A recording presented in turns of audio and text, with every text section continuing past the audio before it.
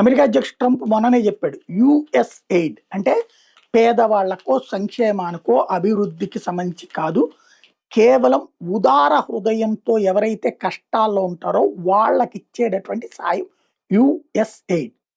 దానికి ఇప్పటిదాకా వేల కోట్లు కాదు లక్షల కోట్లు ఖర్చు పెట్టారు, లెక్కలే లేవు ఎవరికి ఇచ్చారన్నది. అది ట్రంపే చెప్పాడు.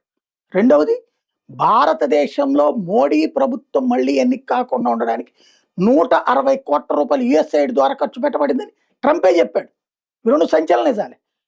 యుఎస్ఐడి అనే దాని మీదన ట్రంప్ ప్రభుత్వం వచ్చాక ఎలన్ మాస్క్తో కమిటీ వేసి ప్రపంచవ్యాప్తంగా స్వచ్ఛంద సంస్థల ముసుగులో ప్రభుత్వాల్ని కూల్చేటటువంటి కుట్రలు చేసే ఎన్జిఓలకి డబ్బులు చెక్ పెట్టాడు.